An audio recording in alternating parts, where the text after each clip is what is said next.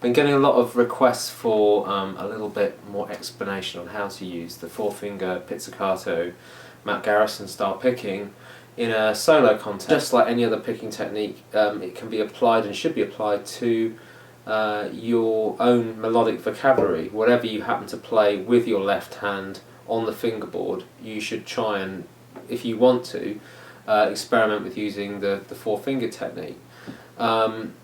I've just made a little short video showing some of the faster grooves that I try and play with it, and again I tend to work around the general sort of pattern of, you know, root, fifth, octave and the minor seventh. So you basically, if you're taking D, you know, your note's going to be D, A, D, and then there's minor seventh.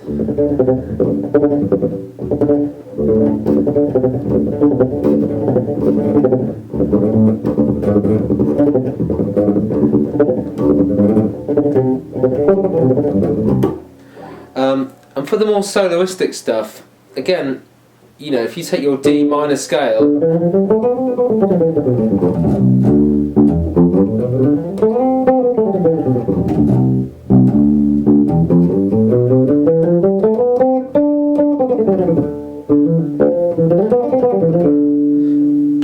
playing around with that, playing different melodic ideas,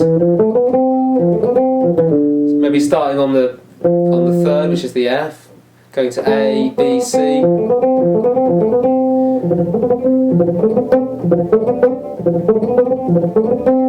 And a lot of the time I'll play through these ideas keeping the tremolo going, keeping this going.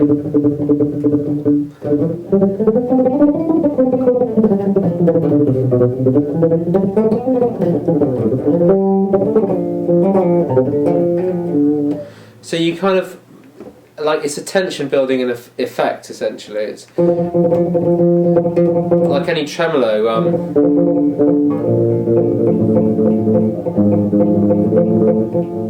But if I'm going to play through scales, then obviously playing through them 4 plucks with this hand but 3 notes with this hand is quite tricky. So if I do a fast run down sometime, I'll maybe catch 2 notes with the first one and then a single note each with the second 2 plucks. So it'll be 2 plucks on C and then 1 pluck here on B and then A.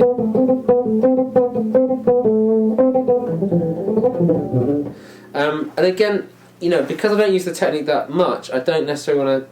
I haven't really sat down and really worked out note for note exactly what I'm plucking. So I tend to do 3 notes per string with this hand by playing 1, 2, 3 plucks with this hand.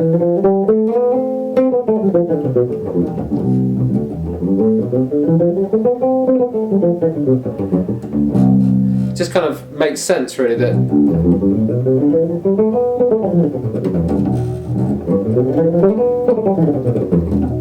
And I tend to lead with my thumb because that's obviously creating the downbeat, the downstroke for those runs.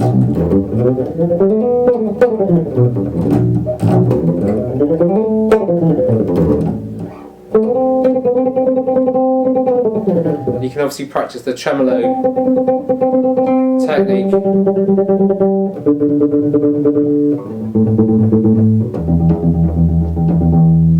With those 3 fingers, but then as a minimal thing you can just do thumb and first finger,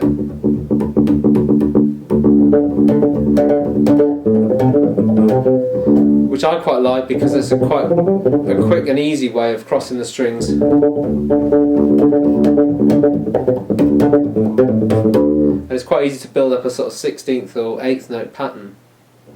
So when I play the faster stuff here, I mean, another nice thing is playing octaves. So playing 2 plucks on the D, and then on the root, and then 2 plucks here. But then bringing over these 2 fingers to play. So.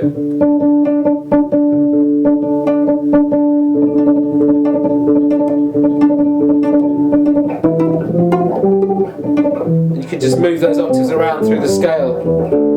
So starting on D, E, F, G, A, B, C, D.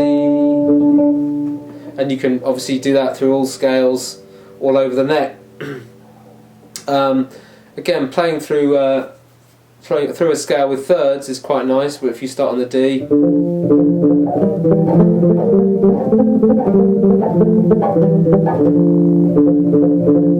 And again, just 2 plucks on that string, on the D string, 2 plucks on the G string, on the F. And then if you just go through it diatonically and harmonise each of the thirds,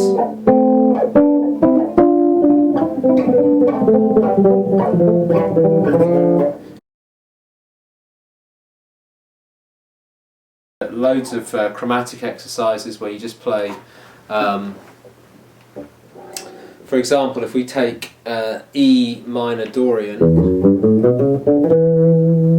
but if you add in chromatic notes to that, then you can make it into a 4 notes per string scale. So if you were to go E, F, F sharp, G, A, B, C, C sharp, D, E, F, F sharp, G, A, B flat, B.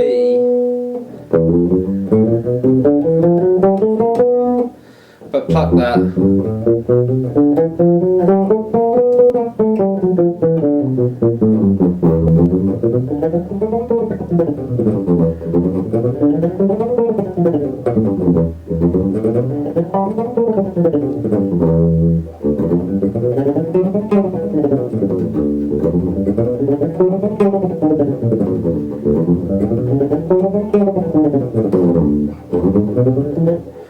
can just take a regular chromatic scale,